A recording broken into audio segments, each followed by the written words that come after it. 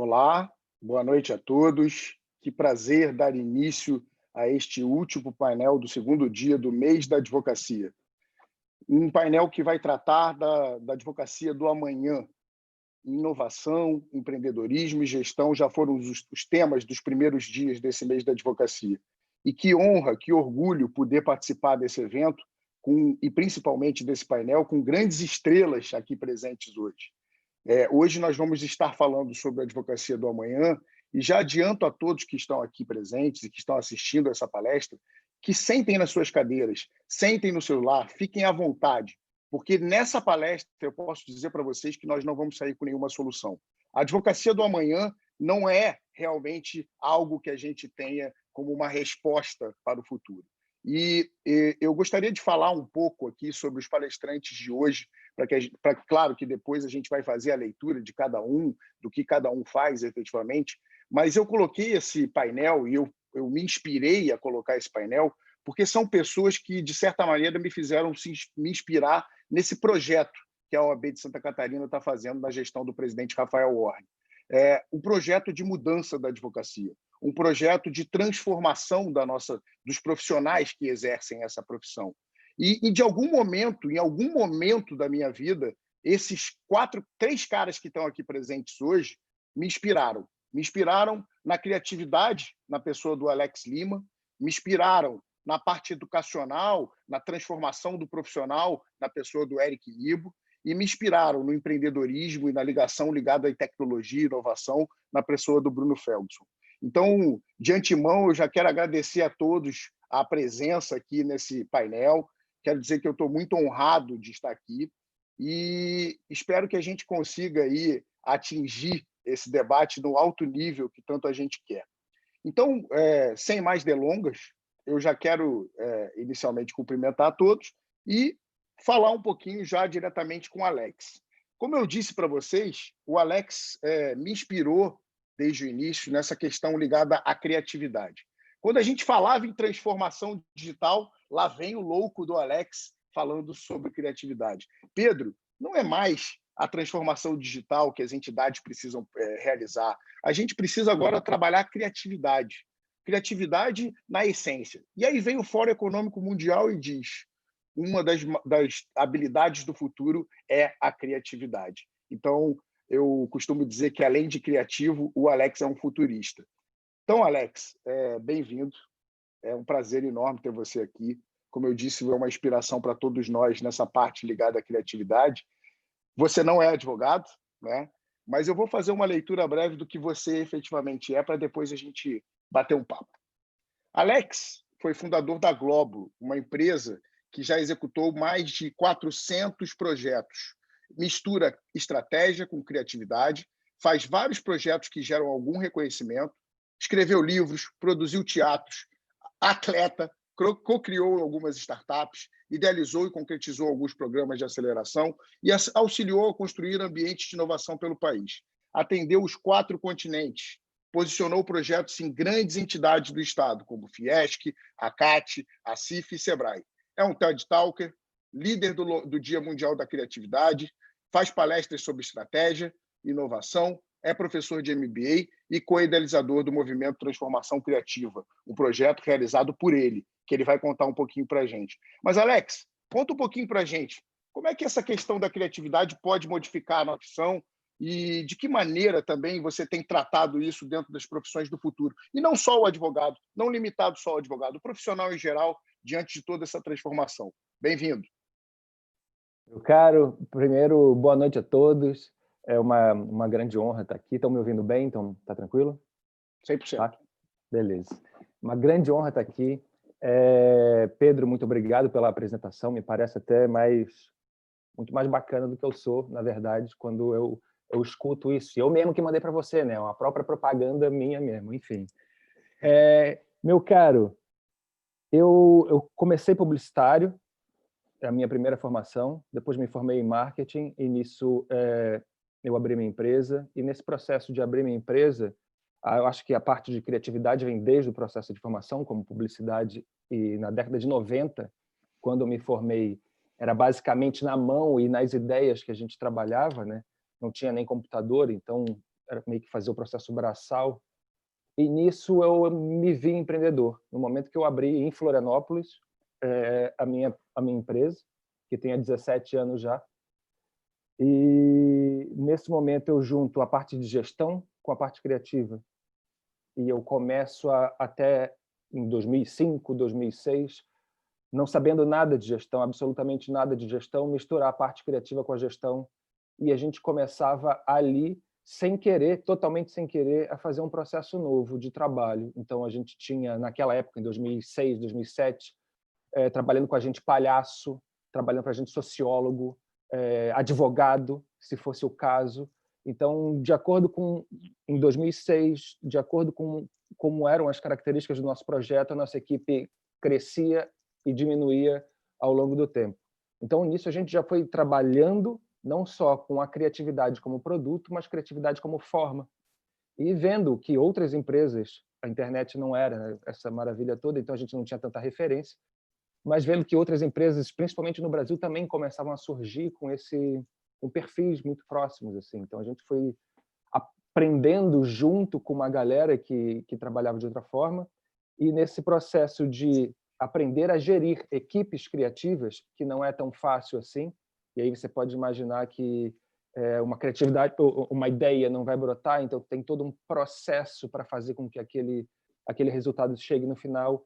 E vamos lembrar que criatividade não é só a gente pintar um quadro, a gente escrever uma música, apesar disso não ser nada fácil, mas criatividade, no fim de tudo, é resolver um problema.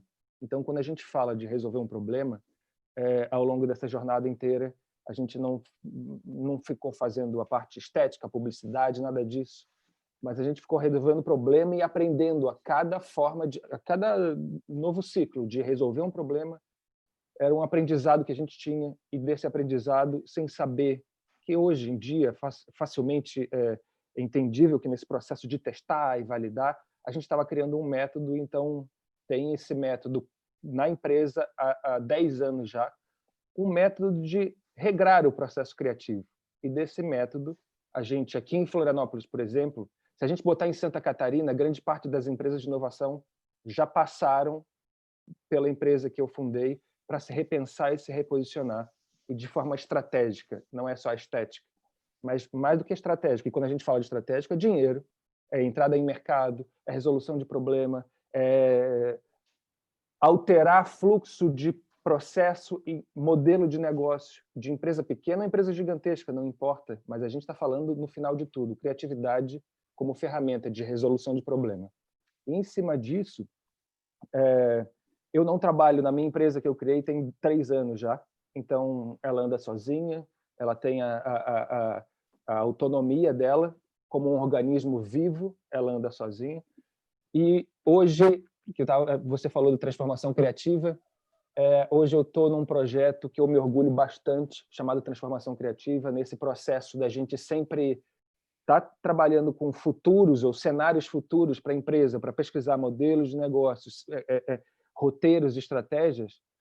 A gente vê desde 2014, 2013, por aí, o crescimento da criatividade como ferramenta, como habilidade, como desejo e necessidade começando a ser entendido por empresa como diferencial, não só do currículo do cara, o cara fez um curso fora, o cara tem esse histórico profissional, mas o quanto realmente esse cara consegue resolver problema.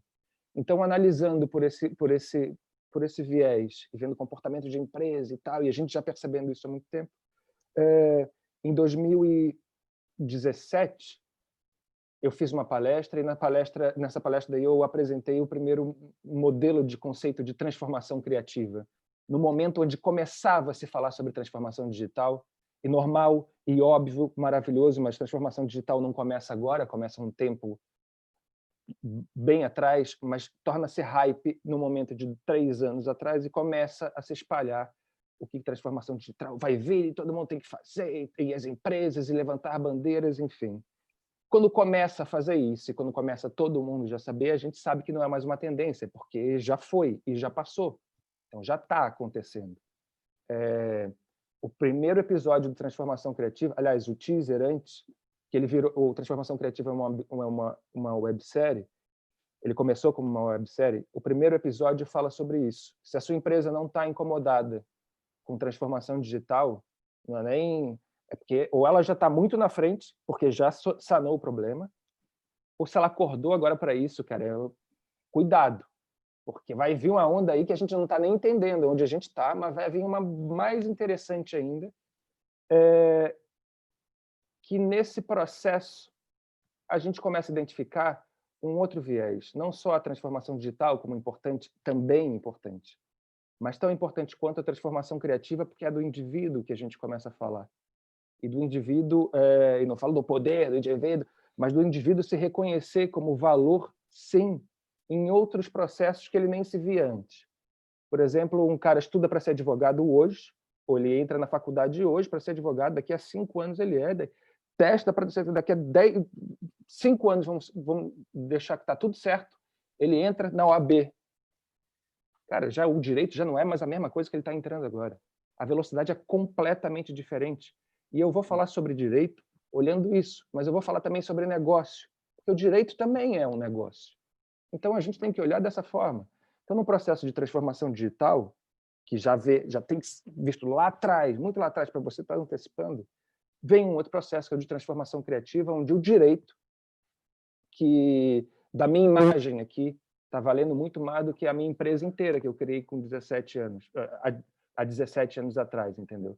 Talvez uma ideia minha tenha um poder financeiro muito maior de movimentar criar um ecossistema inteiro do que ser só mais um negocinho e tal, entendeu? De trabalhar da mesma forma. E eu não estou comparando o direito com isso, não é isso. Estou falando tudo. E nesse processo de tudo, mais do que a gente falar que tudo vai mudar, tudo vai não sei o quê, vai mudar para mim, e principalmente para mim, eu vejo esse processo de a criatividade cada vez mais sendo um requisito extremamente necessário para a habilidade de qualquer profissional. Antes dele ser advogado ou médico, ou como que ele resolve o problema. E aí é que está a parada. Como que tu resolve o problema? E num processo desse, tu pode ter o teu trabalho pode estar aqui, o teu trabalho pode estar no computador, o teu trabalho pode estar numa empresa gigantesca. Como é que a gente vai medir valor do trabalho em si? Vai ser por isso. Como tu resolve o problema. E aqui no Brasil, a gente tem um método que não é um MVP. Tu quer falar? Deixa eu te fazer uma pergunta. Aproveitando para a gente quebrar esse protocolo aqui de padrões, né? A gente está aqui criando um modelo, eu até não falei isso para o público de casa, e isso é importante para que eles saibam. Essa é uma apresentação, um painel, onde a gente vai falar sobre transformação. E, como eu disse, nós não temos a solução para nada. A participação de vocês é fundamental. Nós vamos trabalhar isso em 2 blocos. No primeiro bloco, vocês já viram aí uma apresentação inicial do Alex. Eu vou intervir um pouco para a gente fazer algumas provocações a ele, né, no sentido do que ele percebe sobre isso. E depois eu vou passar para o Eric, depois eu vou passar para o Bruno. E aí a gente vai abrir um segundo bloco. Esse segundo bloco, a gente vai fazer um debate exclusivo sobre a advocacia do amanhã. E aí nós vamos fazer provocações. E você que está em casa, é fundamental fazer perguntas. Porque eu sempre coloco isso na nossa comissão de inovação aqui da OAB, para que haja uma transformação da advocacia, para que efetivamente a gente consiga se aproximar de uma pessoa, como é o caso do Alex aqui hoje, que não é advogado, mas que vive a transformação criativa, que vive o ecossistema, né? E essa é a pergunta que eu vou fazer para ele depois. Nós precisamos efetivamente da participação de todos, né? Desde o jovem advogado até o advogado mais antigo.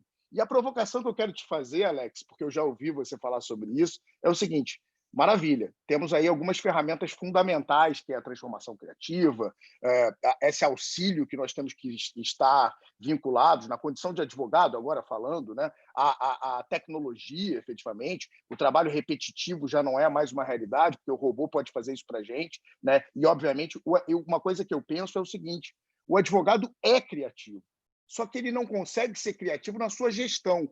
E, assim, eu queria que você falasse qual é a sua visão como empreendedor do advogado de hoje, né? Como é que o ecossistema de inovação, como é que as empresas de inovação, como é que uma ACAT, por exemplo, a Associação Catarinense de Tecnologia, olha para o advogado de terno e gravata, com abotoaduras, falando de latim, né? Como é que a gente consegue se aproximar desse ecossistema? E como é que hoje o empreendedor vê o advogado?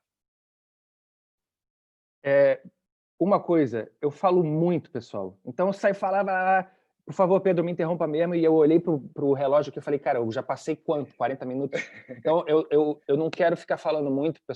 E até eu estou querendo ouvir os outros também, pelo amor de Deus. Então, eu não sei se eu respondo, Pedro, eu passo para a gente fazer. Tá. Estamos em tempo ainda. Tá, eu estou controlando, Tá. Fica tranquilo. Beleza. Cara, eu não posso falar por ecossistema de nada, não posso falar por associação nenhuma, mas assim, eu posso falar por mim, e é a minha visão. Desde quando eu comecei a empreender, eu obviamente precisei de advogado do meu lado, só que eu nunca consegui me comunicar com o advogado. Eu nunca consegui falar A e o advogado entender A, e o advogado falar B e eu entender B. Esse conflito entre situações, entre não advogados, e eu estou falando como negócio agora, grande parte do que é do futuro, eu acho que tem que ser nivelado, entendeu? Então, a primeira parte que eu daria é quebrar todo e qualquer pedestal que tem de achar de que é e de que não é. Meu caro, o conhecimento ele está completamente espalhado. Então, na medida que a gente já se nivela por conhecimento, por ser e mais e pompas, a gente já está se distanciando, inclusive, de uma solução que pode estar vindo aí. A gente está extremamente vulnerável a quebrar a perna e a gente nem sabe. Quanto mais distante, mais em cima do pedestal a gente tiver. E eu não falo isso para advogado, não é, tá? Não é? Porque médico, publicitário, engenheiro, todo, sabe? A gente tem que se desconstruir como profissão e esse é o negócio. Tá lá, esse conhecimento é extremamente válido, tá aqui, mas se entender como pessoa nesse meio inteiro. Porque daqui a pouco o Pedro, advogado, é muito mais conhecido como Pedro, gente boa, amigo, parceiro, confiável e tal, do que necessariamente pelas características de advogados e cursos que ele tem atrás no negócio, entendeu? Então eu me relaciono com o Pedro e desse relacionamento de amizade, de coisa, ou de conhecimento, ou de autoridade, que ele pode gerar, inclusive, em rede social, novas formas de gerar isso, inclusive, né? Me geram muito mais proximidade contigo do que necessariamente como é que era, e eu nem sei como é que era, publicitário falando, e tem várias regras para isso, né? Como é que era a forma de divulgar, não pode, advogados há 20 anos atrás. Então, num processo desse, para mim, a primeira coisa que eu faria, e eu tento fazer isso sempre que eu consigo me tocar dessa possibilidade, é a quebra de pedestais. Então, nivelar tudo. Se eu estou procurando resolver uma dor, não é só na palavra que eu estou deixando isso a ser bonitinho, entendeu? É resolver a dor. Então, quebrar o pedestal, sabe? Cara, entender aquilo, calçar o sapatinho ali. Isso tem a ver com a linguagem, isso tem a ver com a linguagem, muitas vezes tem a ver com coisas sutis, tá?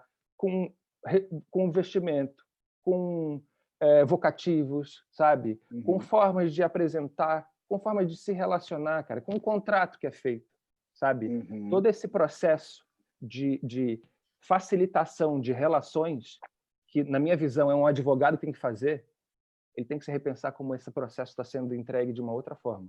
Então, a mesma coisa de outra forma. Porque, no final, o que eu sempre quis e não consegui falar era segurança.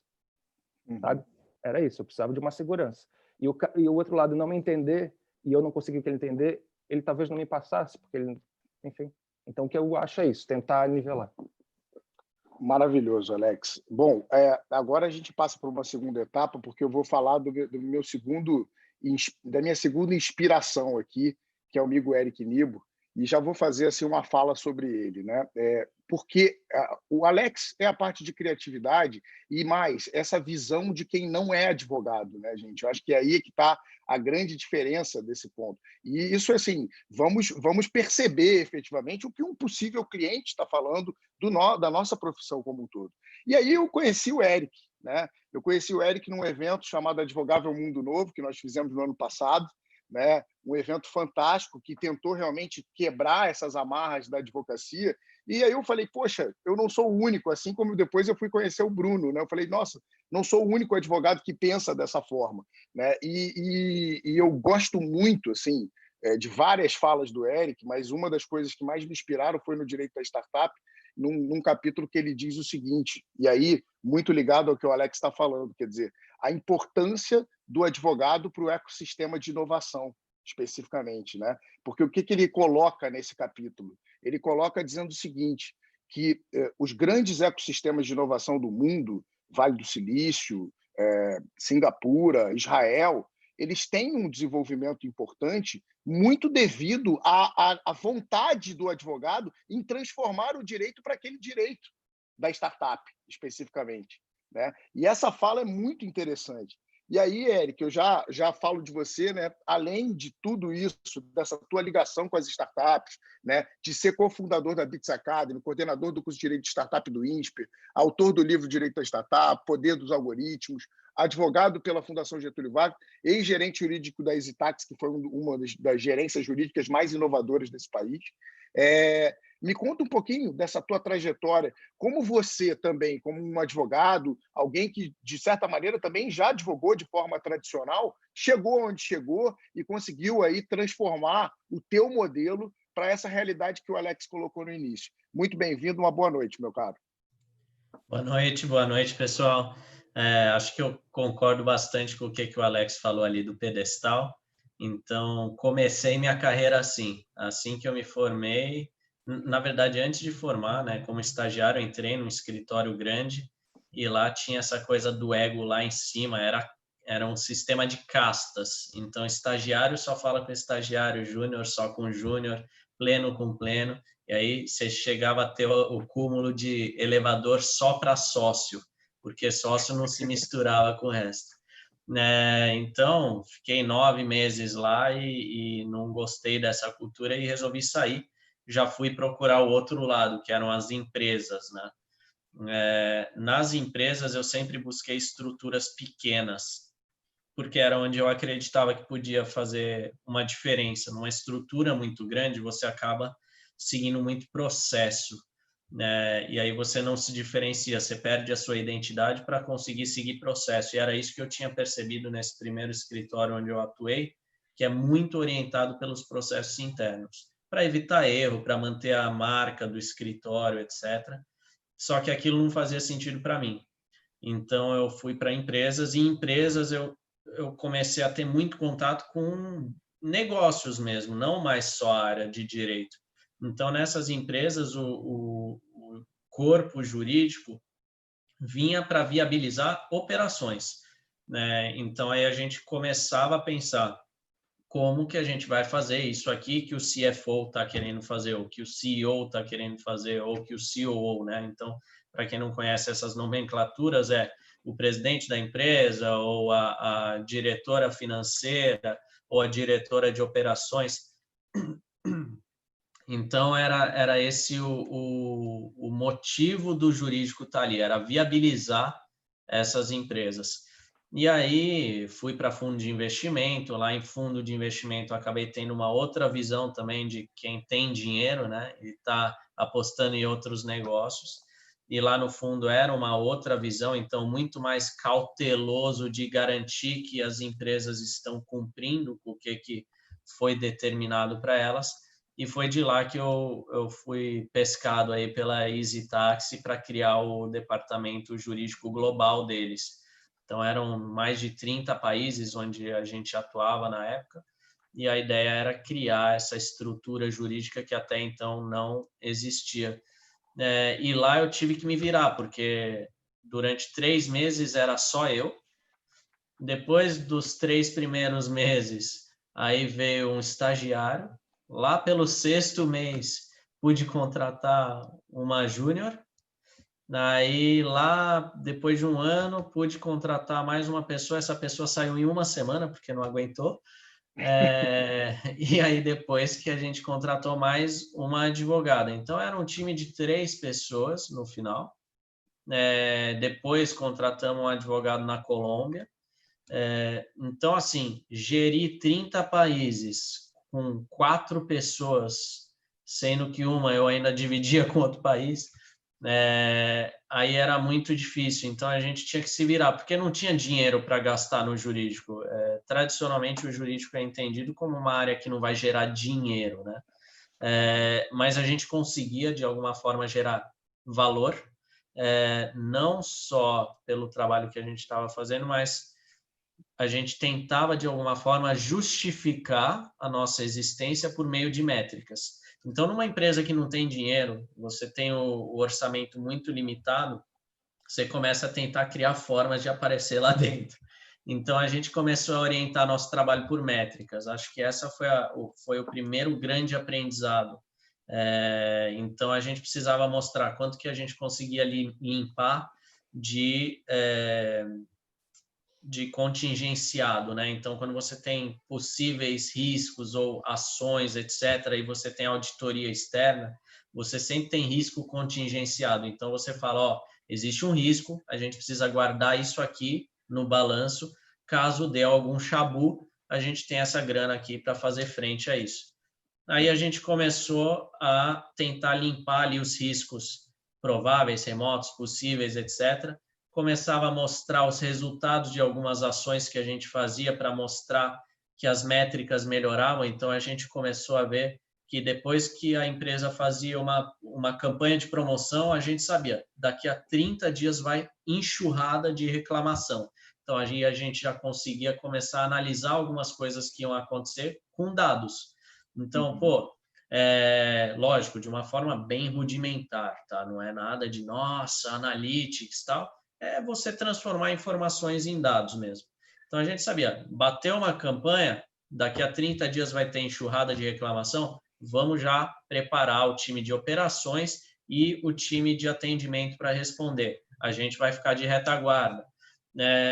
Vamos fazer a parte de auditoria, vamos apresentar aqui uma diminuição do contingenciamento, porque a empresa precisava de caixa. Vamos tentar melhorar as métricas aqui do jurídico. Então, SLA, que é o nível de atendimento, as questões de ações. Então, vale mais a pena ficar empurrando as ações para demorar 7, 8 anos, ou vale a pena limpar tudo de uma vez? É uma empresa que estava sempre se financiando. Então, ter ações abertas representava um risco e isso ia impactar o valuation, o valor atribuído pelo investidor à startup. Então, quanto mais a gente limpasse essa carteira, melhor. Tem empresa que não, empresa consolidada vai lá enrolando 7, 10 anos e depois paga o prejuízo. Para a gente isso era ruim. Então, aí a gente começou a se orientar dessa maneira. E saindo de lá, eu voltei um pouco para essa parte jurídica em 2 escritórios que pretendiam fazer algumas inovações, tal. Então eu fiquei como comercial em um escritório. Foi super legal para desenvolver essa habilidade comercial. Depois eu fui ficar como head de inovação em outro. E aí a gente fez vários projetos de inovação até em 2018 eu lancei um modelo aí em legal design. Na época a gente nem falava em legal design, era só um modelo diferente de contrato, né? E que foi usado como template por vários advogados aí pelo Brasil, por ser um modelo diferente que já adotava essa questão do legal design. Na época essa palavra nem existia aqui no Brasil. E aí, a partir disso, eu decidi focar muito em educação por causa do curso no INSPER, que eu criei ali por 2017. Então, eu cheguei na faculdade onde eu tinha me formado, apresentei ali uma ideia de curso, falaram que eu estava viajando, né? Não fazia sentido, né? E aí eu fui direto no concorrente. No concorrente, que era o INSPER, o André Camargo, sou grato a ele até hoje, um cara muito bacana. Ele me deu essa possibilidade de entrar lá. Ele acreditou muito no projeto. Eu simplesmente cheguei, quero dar esse curso, está aqui pronto, é só vocês rodarem comigo. Ele falou, pô, que legal. inclusive estou com o seu livro aqui na minha mesa. Foi uma coincidência danada. Então, aí já rolou ali. Depois de várias turmas, eu falei, pô, tô vendo que são sempre as mesmas perguntas, as dúvidas, etc. Muita gente querendo atuar dessa maneira. Então, aí eu resolvi abrir uma escola. Hoje é a Bits Academy, e a gente não ajuda só advogados, a gente ajuda todo o ecossistema a se transformar digitalmente. Como o Alex Lima falou, está numa hype, né, de transformação digital, e a gente estava acompanhando a dificuldade nessa hype das pessoas se transformarem. Então, a gente vem com esse propósito de ajudar pessoas e empresas a migrarem para o ambiente digital, seja com cursos ou consultorias. Deixa eu aproveitar essa tua fala, porque assim, é muito interessante o que a gente vai ouvir agora, né? Aqui nós temos uma pessoa que não é da área do direito, mas que é totalmente empreendedora, e 2 profissionais da área do direito que vieram do tradicional, que já ainda, acho que você também ainda tem um escritório, né, Eric? Também atua Eu não tradicionalmente. tenho o escritório, eu uso uma rede de advogados que eu fui criando ao longo dos anos, então eu tenho aqui um escritório que faz os trabalhos junto comigo. Eu tento focar principalmente na minha escola e consultoria, mas vira e mexe tem muito trabalho jurídico. Então, por mês eu atendo de 2 a 3 clientes, mais ou menos, mas não mais do que isso. E a exigência é que seja de inovação, startup ou tecnologia. Fora disso, eu não atuo. Mas eu coloquei isso exatamente por esse ponto, porque independente de ter ou não o escritório, quer dizer, nós continuamos a ser advogados, né? Exato. No modo tradicional ou no modo antigo, nós continuamos a ser. Mas qual é o diferencial que eu gosto de colocar desses 2 colegas que estão aqui hoje, né, diferente do Alex, é que eles têm uma veia de empreendedorismo, né? Eles conseguiram, e aí eu vou usar um termo da startup, pivotar, né? E esse é um ponto interessante, porque o advogado utiliza brocards e acaba não conhecendo o brocard da startup. Eles modificaram o formato de trabalhar e encontraram um modelo de empreender, né? Então, é o que a gente sempre vem pregando aqui dentro da OAB, quer dizer, você não precisa se limitar a escritórios de advocacia por ser advogado, né? E esse é um grande ponto, assim. E eu quero aproveitar, né, e falar da minha terceira inspiração, né, que é o Bruno, né, e falar um pouquinho sobre ele aqui, falar um pouco do que ele já fez, né? Doutor e mestre em Direito pela UERJ, nosso compatriota. Nós temos 3 cariocas aqui hoje, meu Deus. Todos flamenguistas? Não. Eu sei que o Alex é botafoguense, né? Alex é botafoguense, é uma pena. E o Bruno é flamenguista, Bruno? 100%, 100%. Eu não queria me gabar, mas eu tenho que falar, né? Sou botafoguense, né? Então já começamos bem, Todo mundo tem que ter algum defeito, né, Alex? Todo mundo tem que ter algum defeito, né? Ninguém é perfeito, ninguém é perfeito. Mas, Bruno, você é doutor em Direito pela UERJ, sócio do Lima Ferguson, CEO do Sem Processo, ou seja, também um grande empreendedor, fundador e membro do Conselho de Administração da B2L, a entidade que hoje representa efetivamente a maioria das legal techs e law techs no país, né? São, se eu não me engano, pelo radar, já são mais de 50, né? Mais de 200, mais de 200. Ih, já perdi, então, aqui... Perdeu algumas versões. Já perdi algumas versões do radar. CEO da Future Law, fundador da LIF, aceleradora, também trabalha na parte de aceleração, como o Eric colocou aqui, né? Dados legais, professor universitário, palestrante e autor de diversos livros. E a minha inspiração por você foi, efetivamente, quando vocês fizeram aquela tradução pela Future Law do Advogado do Amanhã, e por isso é o tema da nossa palestra de hoje, né?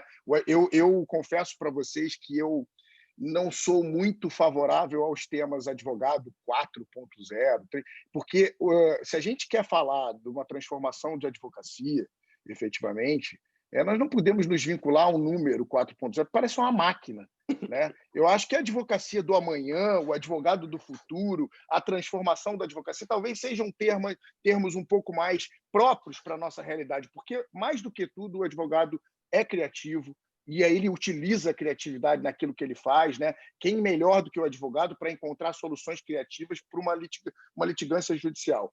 E aí eu encontrei inspiração nesse livro aqui, ó.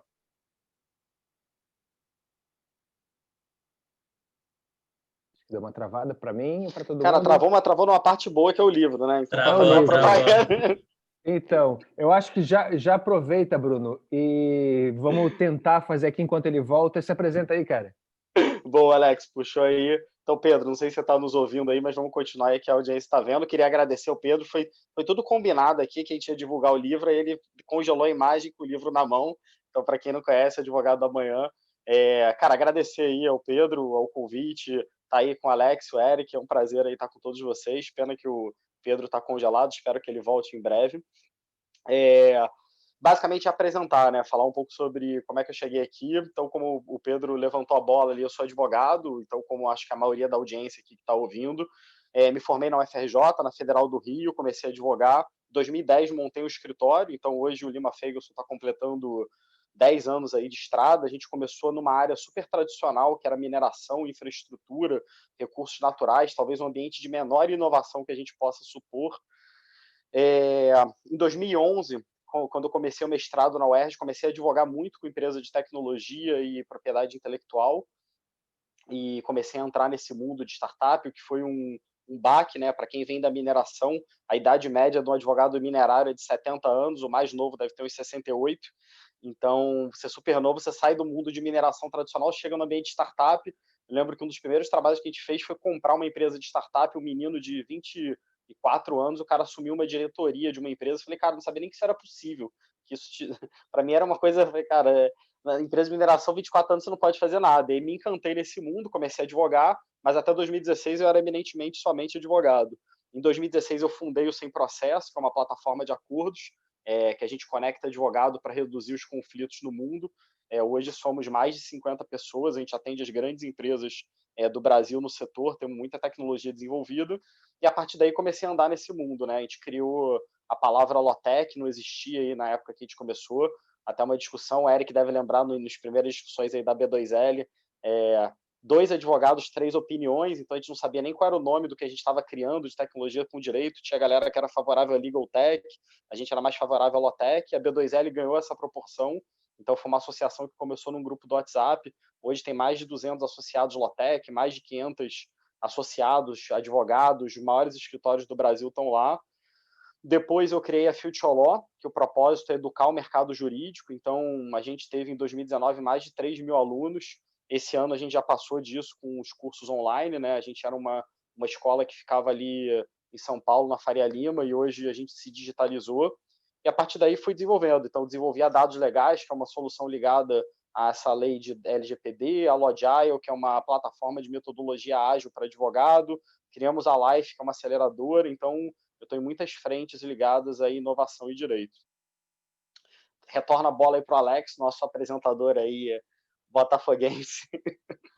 Cara, tu vai me botar nessa coisa, então vamos lá, né? Ô, Eric, vambora, vem comigo aqui, cara, liga o microfone aí, vamos ver. Bora, vamos lá. Então, assim, ó, o único advogado aqui, eu vou puxar uma coisa que o Bruno acabou de falar, o não advogado, né?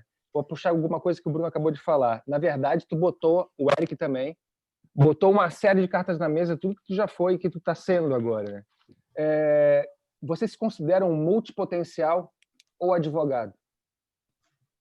Cara, eu hoje, assim, é uma questão... O que eu acho? Aí já entrando bem a fundo aí. Eu acho que quando você vai vender algum produto, você cria uma persona, seja você advogado, seja o que for.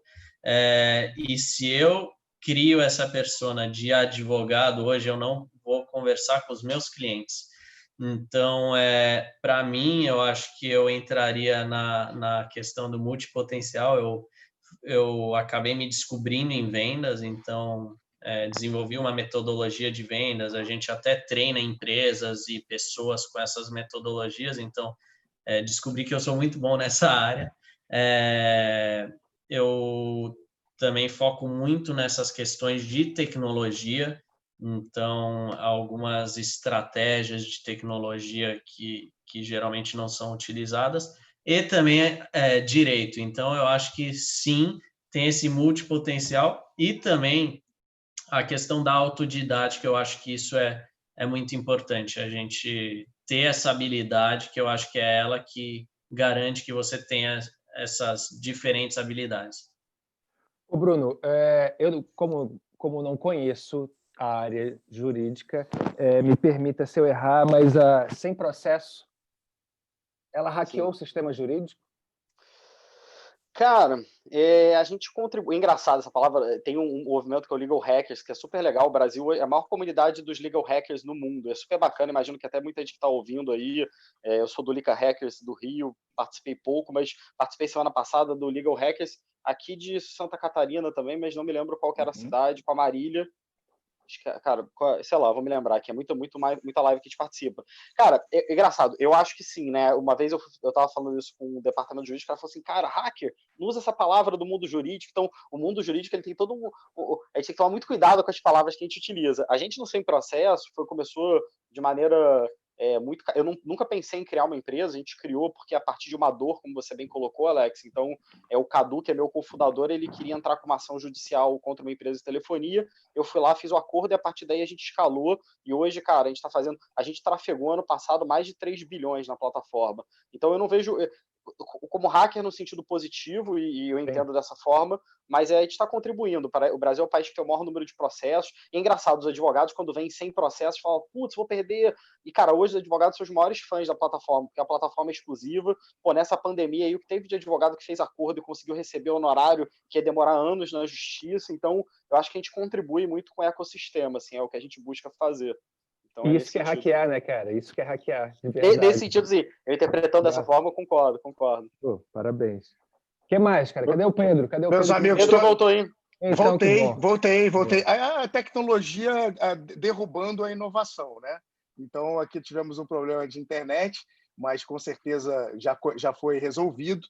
E agora, eu acho que a gente pode começar a partir para o segundo bloco desse nossa live, desse nosso webinar, como a gente queira chamar, desse nosso bate-papo entre amigos aqui, para poder falar sobre o futuro da advocacia. Então, eu ouvi o que o Bruno falou ali no final sobre a questão do sem processo, e esse é um ponto interessante. Eu acho assim, hoje o tema da nossa discussão é a advocacia do amanhã, né?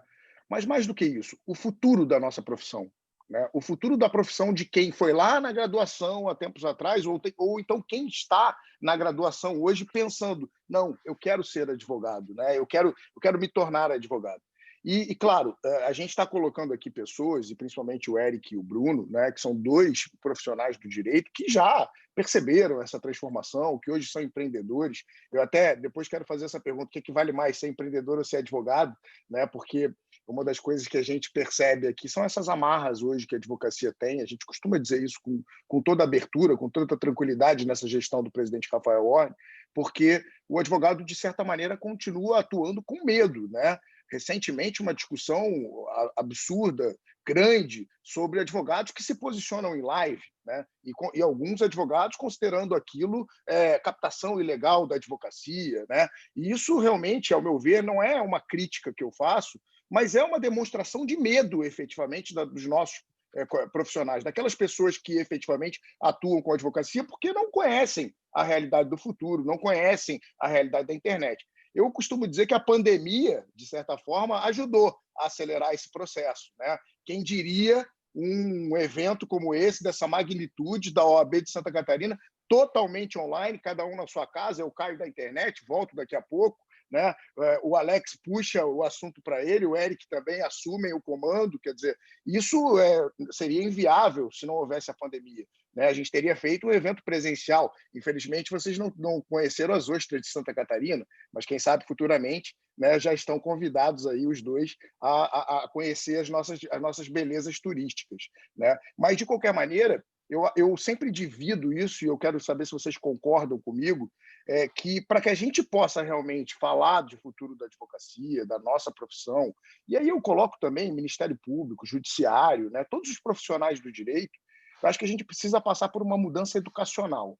Né? Então, eu coloco sempre 4 pontos. Mudança educacional, mudança da OAB como instituição representativa, mudança dos escritórios de advocacia e mudança do advogado. Né? E aí, entrando nesse bloco da pergunta que eu gostaria de rodar com vocês, é o seguinte: quanto à mudança educacional, como é que vocês veem isso? O que a gente precisa fazer, efetivamente, na educação para que a gente possa pegar o jovem advogado que está entrando aí na nossa profissão, fazendo a prova da OAB e tendo interesse na prova da OAB, e o que a gente pode fazer para aquele advogado que hoje está atuando já, né? Que fez a graduação lá sem qualquer modelo de gestão operacional, sem falar sobre inovação, tecnologia, então nem se fala, né? Como é que a gente pode fazer alguma coisa nesse sentido na parte educacional para realmente começar esse movimento de transformação da advocacia? Bruno. Cara, desculpa. Pode falar, Fica à pode vontade, falar. fica à vontade. Agora é debate aberto. Cara, acho que do meu lado, eu acho que sim, precisa melhorar o ensino jurídico no país, as faculdades, universidades se atualizarem, porque as pessoas que estão se formando hoje já se formam atrasadas, no sentido de que não aprenderam nada de tecnologia e inovação, mas na maioria dos cursos é assim. Um ou outro ainda tem mais essa questão de tecnologia e digital, não estou falando só de direito, de tudo, tá? Mas no direito tende a ser muito conservador. Quando eu entrei na faculdade e era uma das mais inovadoras, né? A gente lia texto de 1600. Então, assim, isso tende a repercutir nas graduações no geral. E aí eu acho que não precisa abolir, por exemplo, direito romano eu nem tive, tá? O meu curso era inovador por não ter direito romano.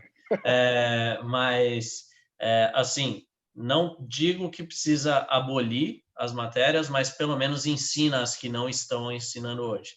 Do lado de quem está no mercado hoje, acho que é o que a gente chama de lifelong learning. As pessoas precisam fazer pequenos cursos constantemente para poder se atualizar, e é por isso que a gente existe, por exemplo. A gente faz esse trabalho de atualização de quem já está no mercado. Lógico que às vezes vem galera de graduação, mas o nosso foco é quem já está no mercado e precisa de alguma forma se transformar digitalmente, aprender essas habilidades. E aí que vem o lado interessante, né? Para a gente é bom as faculdades e universidades estarem atrasadas, porque assim a gente tem cliente. No momento que essas instituições começarem a se atualizar, a gente vai ter que começar a se atualizar. E aí é aquela lógica de concorrência, né? Conforme tem concorrência, você melhora. Então, se eles começarem a se atualizar, a gente vai ter que partir provavelmente para outro mercado, entendeu? Bruno, como é que a Future Legal. Law tem visto isso aí?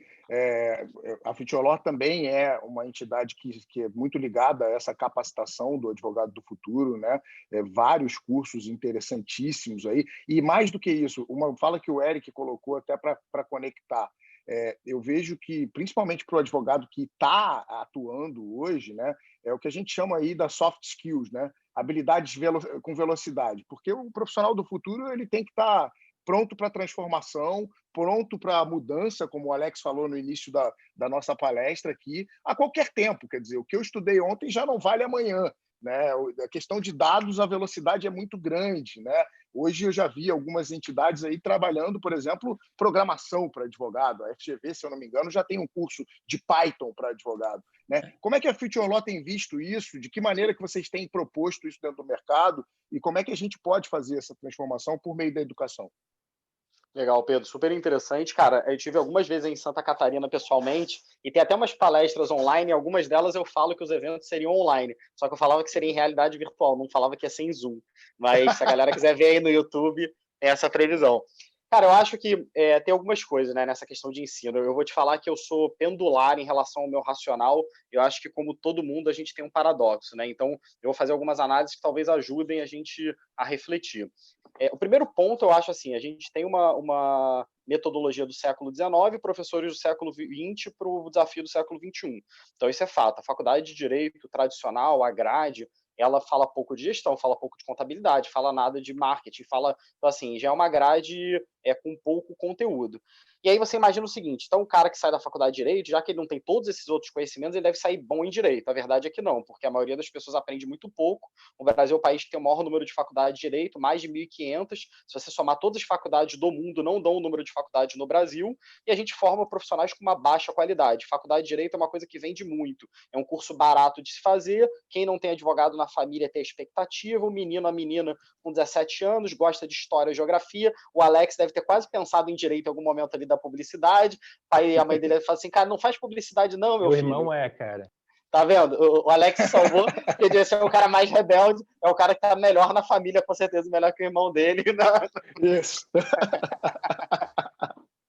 É isso aí. E aí o menino, a menina fala, cara, eu vou fazer sociologia, vou fazer publicidade. Não, meu filho, não faz isso que não vai dar dinheiro, não sei o que, faz direito, você vai se encontrar, tem concurso público, então o cara entra não vocacionado numa faculdade que não prepara ele, e aí sai no mercado, e aí eu entro, esse é o ponto, assim, eu particularmente fiz mestrado, doutorado, eu acho a vida acadêmica muito rica, não só no conhecimento, mas pela troca, cara, conheci pessoas brilhantes, mas, por outro lado, eu tenho desenvolvedores do Sem Processo hoje que não querem fazer nem graduação, eles falam, cara, Bruno, é aprendizado sozinho, eu acho que a falta da graduação, ela nenhum demérito. Eu acho que tem profissionais brilhantes, cara. Tem pessoas muito boas, muito melhores, cara, grandes empreendedores que nunca fizeram. Mas eu acho que quem tem a possibilidade, o recurso, e a gente está num país muito desigual e tem essa capacidade, é riquíssimo qualquer curso, que eu acho que é essa troca.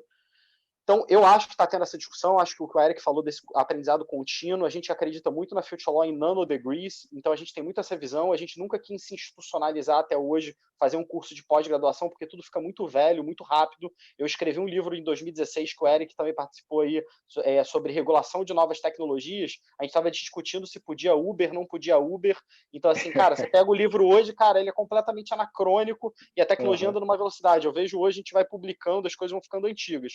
Então, eu acho que vai ter que ter essa necessidade no nanodegrees. Eu acho que as graduações estão perdidas, mas eu acho que tem uma crítica também, esse é um ponto que eu faço, é o seguinte, quando você olha em criatividade, e o Alex é bom que a gente tem alguém de publicidade, você pega lá o Picasso, né? Talvez para quem não conheça, quem não entende nada de pintura, vai olhar para o cubismo e vai falar, cara, puta, esse Picasso não pintava nada, brother, é quadro de criança, isso eu pinto que nem o cara.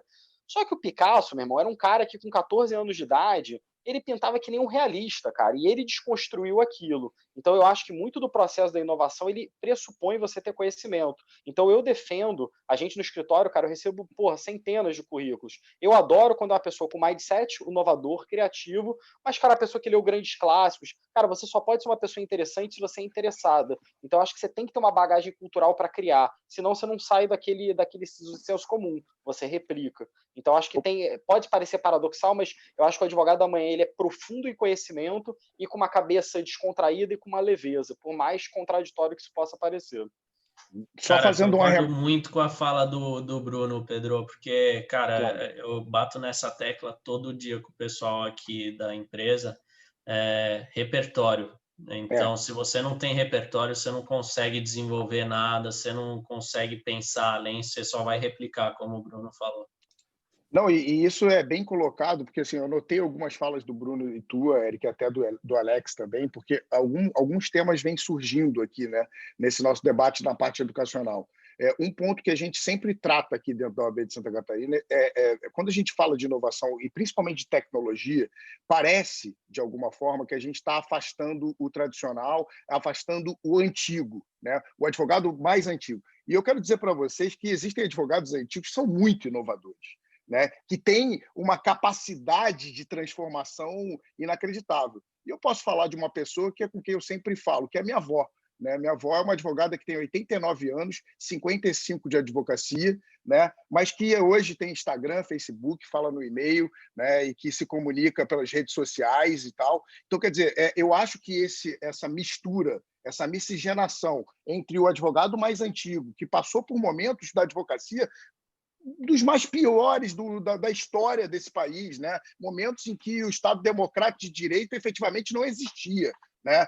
Você tem um momento aí de ditadura, onde a OAB teve um papel fundamental. Essas pessoas são fundamentais para a transformação, né? Não é só falar do novo. O jovem advogado é importante, mas o antigo também trazê-lo para dentro da OAB para que ele possa discutir esse tipo de situação. E no aspecto de educação, a fala do Bruno e do Eric são fantásticas, porque tradicional é fundamental para o direito, né? Quando a gente fala dos clássicos, Maquiavel, Hobbes, Rousseau, quer dizer, são clássicos fundamentais para que a gente possa estruturar o nosso conceito na condição de advogado, quando a gente for operar o direito. Mas o que falta hoje, efetivamente, é trabalho na parte empresarial, é gestão, é empreendedorismo, é inovação, é tecnologia, né? É isso que a graduação não ensina e é isso que aí vocês dois, né, Eric e Bruno, encontraram esse filão, e que bom que encontraram esse filão, né? Que maravilha que nós temos vocês aí.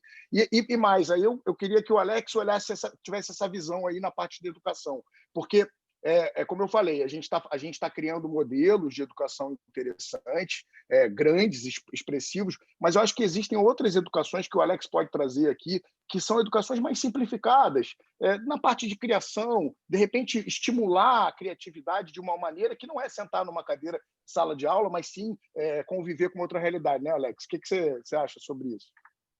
Primeiro, a fala dos dois, do Eric e do Bruno, foram fantásticos, assim, e principalmente do Bruno vai muito com a linha que eu penso. E no começo que ele estava falando, eu falei, cara, o cara é hacker mesmo, e eu entendo essa palavra, como você fala, como um gigantesco elogio, Bruno.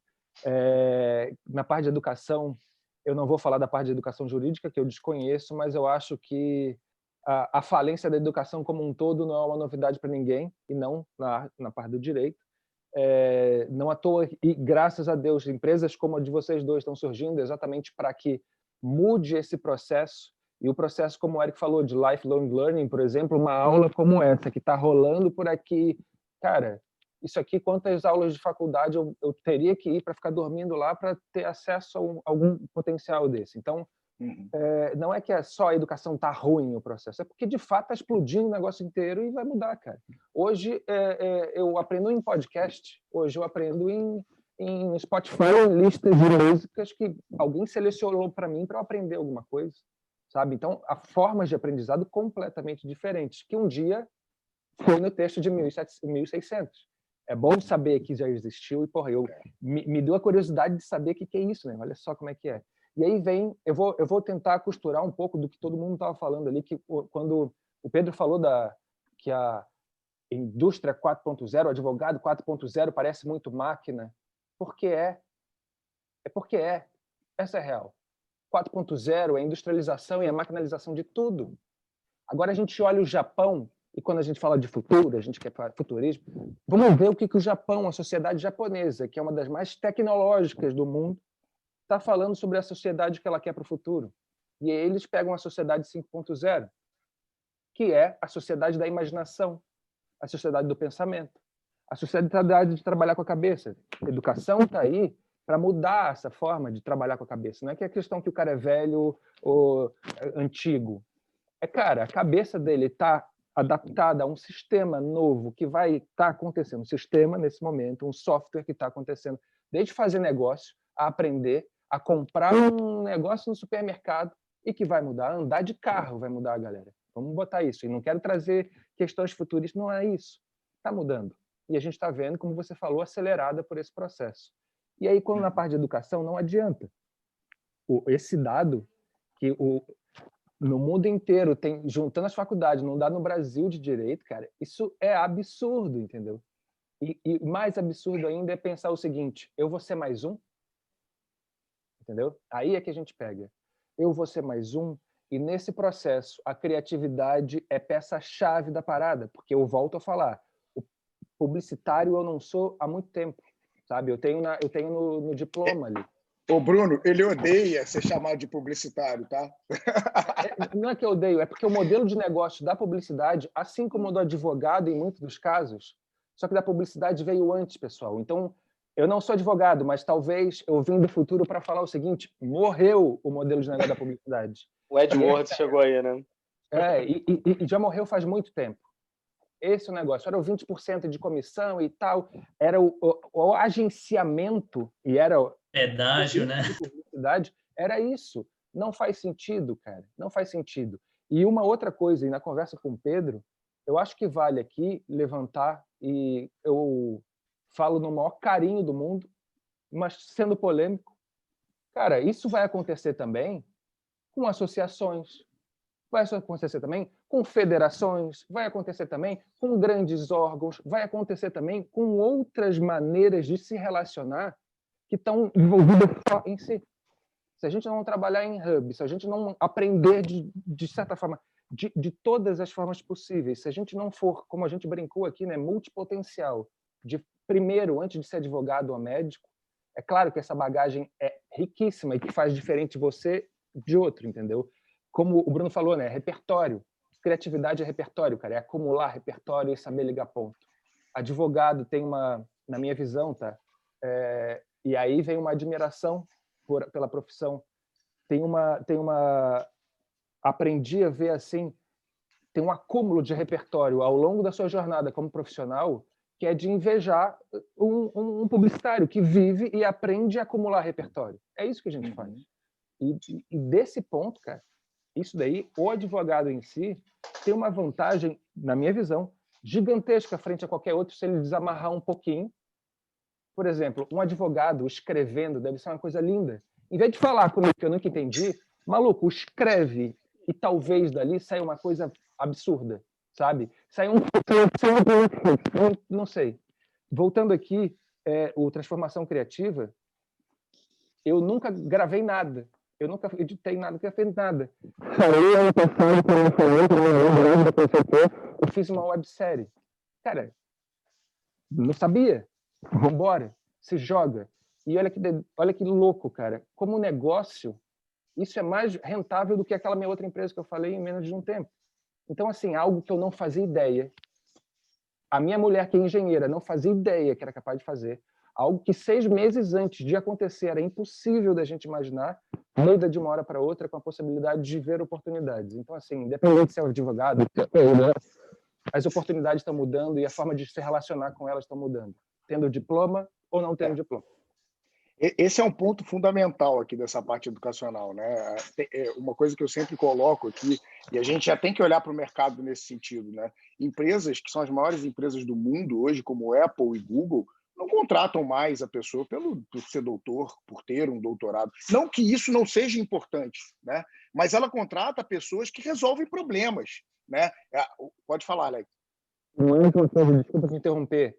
Elas ensinam na universidade. Olha a doideira. O Alex, como é que acho que tá pegando aqui o seu microfone no pescoço, não dá para ouvir. Isso. Pode continuar. Agora vai.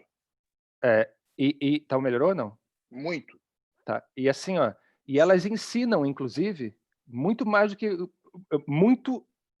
aliás, elas ensinam mais do que muita universidade tem por aí, entendeu? Exato. Cara, o que é RD, que é daqui, já ensinou o mercado brasileiro inteiro de inbound marketing. Qual é a faculdade que fez o trabalho que ela fez? É nossa faculdade aqui, a gente só lê as coisas da RD, da Rock Content. E olha como é que tu tá passando, qual que é o diferencial de marketing? Faculdade, FGV, peraí, do nada, uma empresa, sabe? Cria e fala assim, opa, agora vamos olhar para cá, que quem está ditando, ensinando o mercado é ali. E tudo então, de graça, né, Alex? Essa é a diferença. E com velocidade, né? Eu acho que esse é o grande ponto, porque se a gente precisa, num mundo exponencial, onde as coisas mudam com velocidade, né? Se a gente precisa de velocidade, é o mercado que vai nos orientar, né? É esse tipo de modelo, por isso que eu sempre digo assim, as startups, de certa forma, e aí eu falo muito, Bruno, das Legal Techs, da Law Tech, elas nos ensinaram a fazer uma modificação. Aí eu vou entrar agora numa segunda parte desse bloco, que é a polêmica, né? Falar um pouco agora sobre a mudança da OAB como instituição representativa dessa transformação, né? E eu tenho tranquilidade para falar sobre isso, porque na nossa gestão aqui de Santa Catarina, sob a presidência do Dr. Rafael Orne, né, nós iniciamos esse processo. E é um processo gradativo, é um processo lento. Não adianta a gente dizer que a gente vai conseguir fazer essa transformação da noite para o dia, porque não é assim que funciona. Nós hoje, só em Santa Catarina, temos mais de 50 mil advogados, cada um pensando de maneira diferente, cada um refletindo da sua maneira, cada um atuando da sua maneira. E eu sempre digo que para o advogado é muito difícil fazer mudança. Você tem advogados que trabalham o tradicional e vão muito bem, obrigado. Você dizer para ele que ele vai morrer, ele vai rir da sua cara, né? Porque ele tem uma boa condição. Então, você precisa começar um processo desde o início. E essa gestão, ao meu ver, ela fez um marco, né? Um marco de implantar a bandeira da inovação e ter a liberdade para que a gente possa tratar desse sentido. Mas aí eu falo da mudança da OAB como um todo. E aí eu entro num mérito, né? A gente já falou isso sobre essa dificuldade que o advogado tem, mas sobre a profunda mudança legislativa que nós temos que ter na OAB, no sentido de dar liberdade para o advogado para que ele possa se transformar, né? Eu sempre digo, hoje, o jovem advogado que já está antenado aí com a nova realidade, com isso que a gente está apresentando aqui hoje, ele não quer mais montar um escritório de advocacia só porque lá no Simples Tributário ele tem lá um benefício de 6% do tributo. 6% sobre nenhum faturamento é nada. Agora, eu abro uma empresa de consultoria, né? Posso trabalhar com multidisciplinariedade, ou seja, tenho relação com contabilidade, com TI, com qualquer tipo de situação.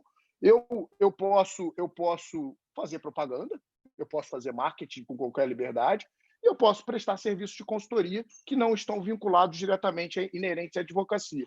Então, qual é a visão de vocês sobre essa profunda mudança assim, legislativa no Código de Ética, no Estatuto da OAB, à luz dessa nova realidade que a gente vive hoje?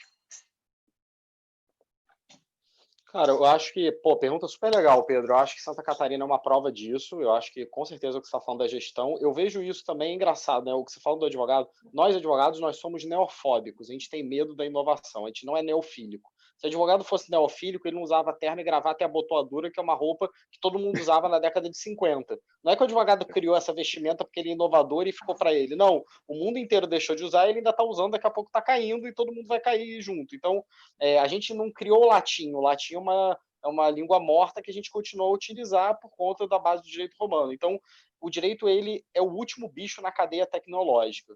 Então, a gente reage assim. E isso não é uma questão porque a gente queira, é porque a gente lida com interesse alheio. Então, assim, cara, quando você lida com interesse alheio, eu pensei sempre muito no que é advocacia. Em última análise, a essência. O que é advogado? Advogado é botar um paletó aí para o fórum? Não. O que é essa nossa profissão? E por que ela persiste durante milênios e ela vai continuar existindo? Porque a gente lida com interesse alheio. Então, assim, pode passar 1000 anos, a gente está em Marte, vai ter o interesse de 2 seres humanos ali, vai ter que ter alguém que vai entrar para ajudar e vai ter que entrar frio, cara. Porque mesmo quando você é advogado e você está no teu interesse, você está quente, brother. Eu duvido que alguém advogue bem para si próprio. Quero ver ter um problema de telefonia se você vai lidar ali da maneira estratégica. Você vai xingar, você vai gritar porque você é ser humano, você, é ser humano. Então, a gente lida com interesse. E quando você lida com interesse, você acaba sendo conservador. Ninguém procura advogado quando o casamento está feliz, quando está feliz no emprego. Então, é sem porradaria. Então, isso a gente foi prototipado a ser um bicho conservador e pensar no pior dos seres humanos, e isso vem. Só que a gente está no mundo líquido, né? Bauman. Então, assim, a advocacia ela não pode ser o último elo de segurança no mundo completamente líquido. Então, se o advogado ele não se fluir junto com a inovação, ele vai perder o valor. E o direito em si. A minha tese de doutorado é sobre sandbox, sobre como regular a inovação em velocidade, porque o carro demorou 60 anos para chegar em 50 milhões de usuários. O Facebook demorou 2, o Pokémon GO 15 dias. Então, se o direito não acompanha, você vê, cara, quem está pautando hoje a regulação de fake news é o Felipe Neto, que é um youtuber. Então, assim, o cara está fazendo live com Barroso, e legitimamente, porque ele é o cara que entende disso. Então, olha com o Conselho Federal da OAB. Com o Conselho Federal da OAB. E é o cara que entende mesmo, porque, cara, senão você vai trazer um especialista em direito digital, não entende, o cara é youtuber, tá há 10 anos, então isso é legítimo. Então, acho que isso é inovação. Então, eu nunca vi esse problema, eu acho que a OAB, cara, tem muitas OABs, tem muita comissão de inovação, startup, isso cresce. Você pega a primeira comissão lá de startup da OAB de Minas, da Paula, cara, 200 inscritos. 300 pessoas, maior comissão de Minas Gerais, então já vem essa energia da inovação, não é o Bruno que está criando, não é o Eric, não é o Pedro, não é o Alex, cara, o futuro sempre vem, né, Elis Regina, acho que é Elis Regina, cara, o passado é uma roupa que não cabe mais, então assim, a OAB ela vai inovar, quer se queira ou não, então acho que não vai, e eu sempre fui favorável, desde que eu criei a B2L, tá lá no estatuto da B2L, a gente respeita a OAB, sempre vai respeitar, eu não acho que a gente deva ser agente de fricção, eu acho que as coisas acontecem numa naturalidade porque é o melhor. Então, o rio flui para o mar, mas eu acho que deve ter uma agenda de oxigenação, porque é o que você falou, Pedro. Daqui a pouco a gente vai começar a ver mais consultoria do que escritório, mais serviço jurídico alternativo. O que é profissão típica? Talvez o cara não vai tocar processo, mas ele vai fazer todo o resto. Você vê agora a OAB processando o Big Four, né, a Ernst Young. Então, eu acho que assim, não é o caminho. Eu acho que o caminho é fluir, mas eu vejo muitas cabeças e eu acho que a OAB, eu não vejo ela como uma instituição. Eu sou OAB, vocês todos são OAB, até o Alex aqui é OAB, porque está no evento do OAB, então é o que a gente quer que a gente constrói, né? Então eu acho que naturalmente isso vai fluir. E eu acho que vai ser sem fricção, porque a cabeça das pessoas está mudando. O lance é mudar o mindset do advogado e nada mais. Legal. Pedro, eu acho que o pessoal às vezes confunde um pouco, né? O pessoal que é advogado, primeiro já começa, né? Os colegas, a ordem, parece que é um negócio dos deuses, que a pessoa não está ali. Exato. Então, assim, a ordem não é nada se não for composta por nós. A ordem, ou como quiser chamar, é uma entidade que representa o interesse de um grupo de pessoas. Se essas pessoas não querem aquilo, a ordem não defende um negócio contrário às pessoas que ela representa. Então, a ordem tem que se atualizar, é obrigada a se atualizar de acordo com o que as pessoas que fazem parte dela querem. Então, assim, tem duas opções. Ou as pessoas deixam de utilizar a ordem, a gente vem vendo que grande parte dos jovens advogados já não fazem mais parte, não se engajam, não querem saber, etc. Isso tem um motivo, e agora tem um trabalho de resgate dessas pessoas, porque se continuar nesse caminho, aí sim a ordem passa a ter um problema, que é o de não ter pessoas que apoiam essa instituição. Principalmente quando a gente entra nesse campo político, por exemplo, em que a gente tem políticos que são contra, né? A gente sabe claramente hoje que o presidente tem alguma rusga aí, né, com a instituição. Então, onde que essa instituição vai buscar apoio? Nos seus representados. Se esses representados não são favoráveis à ordem, perde força. Então, é muito importante que os próprios advogados demandem dessa instituição a representação dos seus interesses. Não é um ente divino que está ali para existir porque quer existir. Está ali para representar os interesses dessa classe que se organizou para criar essa entidade. Alex, como é que você vê tudo isso? De fora. Ou quase de dentro, porque já é a quarta vez que você veio aqui na OAB falar sobre criatividade, né? Mas como é que você vê? Que tu gosta tanto de me chamar, não tem nada para falar sobre direito, né, cara? Mas, enfim, estamos aí, eu gosto muito de vir, enfim. Como é que eu vejo? O Eric, no começo, quando ele começou, ele falou algo assim, ó, tradicionalmente, a área do direito ou advogado não é visto como sendo alguém que gere recurso, né? Isso. Que gere recurso.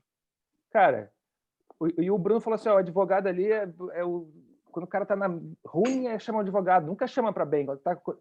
Então, peraí. A doente? Deixa eu ver aqui, tá? E eu estou analisando como não advogado. Então, quer dizer que na visão do advogado, e não é que seja isso, mas faz sentido, tá? Na visão do cara, não gera recurso. Inclusive, eu só vou quando eu estou desesperado.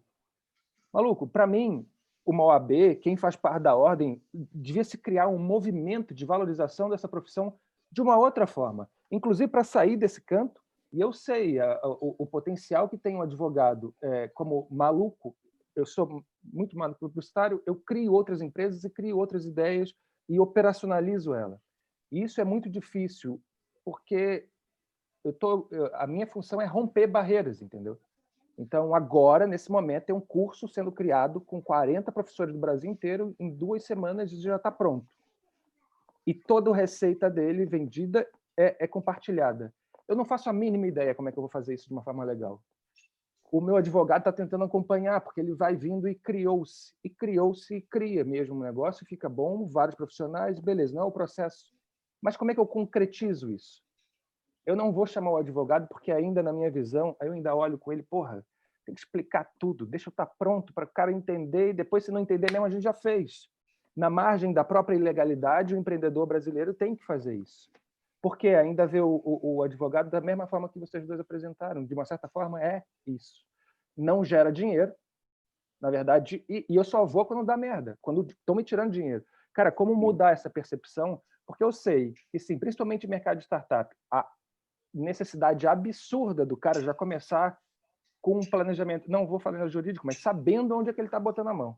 Então, para mim, não se passa nenhum momento de repensar o futuro da profissão pela desnecessariedade dele. Estar ficando desnecessário, não é isso. Mas eu acho que está ficando atualizado na proposta de valor. Porque, para mim, ainda assim, o advogado é só quando dá merda. Mas, peraí, como é que eu estou criando? Como é que eu boto o cara do meu lado? Eu faço ele virar acionista meu no negócio. Porque eu sei do tamanho da importância desse cara. Mas, para isso, eu tenho que começar a gerar valor nesse tipo de coisa. Entendeu? Então, se está perdendo para todo mundo junto, maluco, está na hora de fazer alguma coisa todo mundo junto. Está perdendo individual, é só desse individual. Então, é isso, eu acho. Excelente, Alex. Eu estou tentando aqui olhar as perguntas dos nossos participantes, das pessoas que estão interagindo conosco, e eu consegui ver aqui uma pergunta, não é bem uma pergunta, mas uma provocação de uma pessoa que eu admiro muito aqui no estado de Santa Catarina, Carolina Rasmussen, nossa conselheira estadual e, além de tudo, presidente da Comissão de Prerrogativas da OAB de Santa Catarina, e ela tem dito aqui, quer dizer, muita proibição de marketing é impraticável, o órgão de classe deve fiscalizar o excesso. Carol, eu vou fazer um spoiler aqui do que eu tenho proposto dentro da Comissão de Inovação e vou aproveitar a tecnologia para já dizer ao presidente Rafael Orne qual é a minha proposta sobre essa questão de marketing e propaganda. Porque, gente, uma coisa que eu não consigo entender sobre essa questão de marketing e propaganda na advocacia é que o advogado ele exige muito, quando o assunto é direito, que se contrate um advogado, especificamente, para tratar desse tema. Então, se eu vou falar de direito do trabalho, obrigatoriamente eu tenho que contratar o especialista, que é o presidente da Comissão de Direito do Trabalho, que é fantástico, Gustavo Vilar, para poder realizar esse tipo de serviço. Agora, se eu vou falar de propaganda e publicidade no Código de Ética da Advocacia, eu não preciso contratar um publicitário ou alguém da área da publicidade. Eu tenho que procurar o conceito no direito. Eu tenho que procurar o conceito em algo que a gente não estudou. A gente não está preparado para isso, né? E a proposta que a Comissão de Inovação de Santa Catarina está fazendo e vai fazer ao presidente por meio de um parecer é criar um CONAR da advocacia, né? Porque hoje, né, baseado no Código de Ética e no Estatuto da OAB, que é de 1994, nós não temos parâmetro, né? Nós temos decisões das mais diversas em vários lugares, em lugares diferentes, o que acaba criando até uma certa concorrência, porque no estado de São Paulo pode e no estado de Santa Catarina não pode, né? E aí tem toda uma concorrência porque a internet tornou isso sem espaço, ou seja, eu posso advogar de São Paulo, ter a OAB de São Paulo e trabalhar em Santa Catarina, né? Várias realidades nesse sentido. Então, o que a gente está propondo é a criação de um CONAR da advocacia para tratar de assuntos ligados à publicidade, propaganda e marketing. E aí eu até nem quero entrar nesse mérito de conceito, porque não sei a diferença. Né? Não sei a diferença entre publicidade, propaganda e marketing. Eu sei, mas isso daí eu sei, pelo menos isso daí eu sei. Então fala. Agora é minha vez. Fala a diferença. Mas na questão mais importante do que a diferença é saber o seguinte: o que é publicidade hoje e o que era publicidade há 10 anos, só 10 anos atrás, não precisa nem tanto. O que é publicidade hoje e o que vai ser publicidade 2 anos para frente? Não tem como regular um negócio desse. Eu sei que tem que ter, não é para virar um Better Call Saul da vida, né? Liga já. É óbvio que não vai dar para fazer isso. Isso tem que ser segurado. Mas, cara, publicidade, na verdade, pode ser um livro, pode ser a Carol do Advogável Mundo Novo, apareceu na websérie. É publicidade? Sabe? Porque eu estou falando do escritório dela, eu estou mostrando. É publicidade? Sabe? Então, no momento desse, não é. Ela está mostrando a pessoa, o que ela sabe fazer, ou qual que é o diferencial dela, o que está colocando. Não só ela, mas da mesma forma, é isso aqui que a gente está fazendo. É publicidade? Tem tantas pessoas vendo a gente e, enfim, o que é de fato? Publicidade é publicar uma ideia, é expressar uma opinião, é vender um produto, é se apresentar como? Então não pode nada. Nem a vestimenta numa solenidade pode, então. Porque é se apresentar também. Então, um processo desse, e não falo para a OAB, não é isso. Quem sou eu para falar um negócio desse? É repensar que o processo de comunicação não é que está mudando. Cara, eu nem faço ideia do que vão inventar amanhã. sabe? De novo, não tem como regular. Não tem como. Essa é a real. Verdade. Mais alguma fala sobre esse ponto, da parte da mudança da OAB como um todo? Cara, essa publicidade, cara, eu queria fazer um... Engraçado, né? Eu já falei tanto disso, e eu, quando era presidente da B2L, eu nunca falava isso publicamente porque podia ser mal entendido. Hoje, como acho que não tem nenhuma figura, eu posso contribuir com o diálogo. Volto a dizer, eu respeito como advogado, trazendo minha opinião como advogado e não como Lotec, etc. Como eu falei, a gente sempre respeitou. Um ponto que é engraçado é o seguinte: a proibição no Estatuto da Ordem, ela entra durante o governo Getúlio Vargas, porque o Getúlio Vargas estava irritado com a classe dos advogados e achou que limitando a publicidade ia esvaziar os advogados. E isso entrou lá na época no Código de Ética. Interessante. Como advogado... ninguém sabe. Ninguém sabe. Só que por que a gente não sabe? Eu vou falar esse exemplo, depois eu vou falar da Mona Lisa e vai encaixar as coisas. Vou começar pela Mona Lisa e vou chegar no Código de Ética. Cara, por que a Mona Lisa é famosa? Hoje o Alex aí, a criatividade, está me estimulando a falar sobre pintura. Por que a Mona Lisa é famosa? Você vai falar, cara, porra, quadro Da Vinci, o cara, meu irmão, não sei o quê, o sorriso enigmático. Dizem que a Mona Lisa podia ser um homem que foi pintado como mulher, porque ele... Cara, dizem que ela tinha um sorriso, que ela, se você olhar, ela segue teus olhos. Cara, nada disso. A verdade é que o Louvre, em determinado ano, teve um roubo, e aí, cara, roubaram a Mona Lisa. A Mona Lisa foi roubada. E aí, cara, absurdo, todos os tabloides, cara, jornais franceses falando, cara, absurdo, como é que o Louvre deixou roubar a Mona Lisa? Um belo dia, o traficante de quadro deu mole e foi pego lá na Rússia, salvo engano, vendendo o quadro, e eles retomaram. Quando a Mona Lisa veio, cara, ela já tinha aparecido no jornal milhares de vezes. Cara, camisetas da Mona Lisa. Cara, ela foi exposta, e aí virou capa de livro, e aí, cara, você tá lá quando você tem 12 anos, você tá vendo um livro de arte, a capa do teu livro é a tal da Mona Lisa, você fala, cara, um dia eu vou ver a Mona Lisa. Você entra no Louvre, cara, tem uma fila absurda, um quadrozinho pequenininho, você fala, cara, não acredito, eu vi a Mona Lisa. Então a gente tem uma tendência ao que a gente é exposto. A advocacia é a mesma coisa. Ninguém nunca parou para pensar porque não, é restrito porque está no estado da OAB, cara. Todo mundo fez prova da OAB, todo mundo teve que decorar isso, senão não tinha carteirinha. Então a gente replica determinados racionais sem saber a razão. E aí a justificativa. Por que a publicidade é ruim para a advocacia? Porque vai vulgarizar a profissão. Cara, sinto muito. Na profissão Mercantilizar. Cara, eu queria conhecer, né? Infelizmente. Conhecer o advogado, né, que não é mercantil, né? Infelizmente, na sociedade que a gente vive, cara, com o número de profissionais, dizer que isso é que mercantiliza. E aí o Alex falou do Better Call Saul. Cara, o mercado mais desenvolvido, onde dá mais renda para os advogados, que é nos Estados Unidos, o cara pode botar um outdoor. E ninguém questiona lá e funciona hiper, e é o mercado jurídico mais avançado. E aí? Então, assim, eu acho que o que a gente está entrando nesse mundo é esse mundo exponencial, cara. Esse debate de fake news que está hoje no Congresso, no Supremo, ele traz um ensejo. O que é isso? Eu não posso compartilhar coisa no meu WhatsApp, isso é publicidade. Cara, eu ligo o meu Instagram, eu nem tinha Instagram antes da pandemia, criei depois da pandemia. Cara, eu só vejo impulsionamento de escritório enorme, cara. E eu conheço os pareceres, então, assim, o escritório grande pode, o pequeno não pode, por que não pode impulsionar? É vedado impulsionamento, mas é isso, eu posso postar o que eu quiser, a minha rede social é uma publicidade, eu boto rede profissional, então assim, e eu vedo isso, como é que eu faço? O cara escreve um artigo, tradicionalmente, a advocacia é uma profissão de legitimação através de autoridade, a autoridade escrever um livro, hoje é fazer uma live, então eu acho particularmente esse debate ficou anacrônico, mas como ele é uma ponta, todo mundo estudou, e o advogado reproduz, e ele é neofóbico, e ele segue a jurisprudência, e ele aprendeu isso na prova que ele fez há 20 anos atrás, está escrito em pedra. Assim, é um dos 10 mandamentos. O advogado é o 11º mandamento. O advogado não pode fazer publicidade. Então, vira uma pedra de toque. Mas eu acho que nessa leva, pós-pandemia, cara, digitalização, isso vai vir com alguma flexibilidade. Só que é isso, cara, vai reunir o conselho inteiro para discutir uma cláusula, então isso deixa-se um cara é pego, o outro não, então, mas eu acho que é um debate que está no momento de, pelo menos, debater, né? E olha que eu não falo isso publicamente há 3 anos, tá? E de maneira aberta, né, Bruno? Eu acho que esse tem um outro ponto. Existe um tabu, né? Tabu. Não, quando a gente... Eu espero que as pessoas não me odeiem, cara. Volto a dizer, sou advogado. Jamais.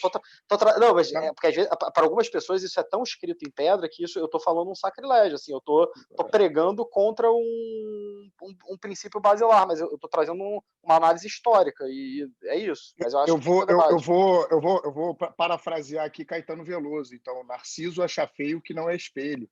Né? Então, muitas vezes as pessoas não admitem essa mudança efetivamente, né? E também uma outra maneira de pensar, Na verdade, a gente está tendo a liberdade aqui para poder falar como a gente pensa na condição de advogado, independente daquilo que a gente faça.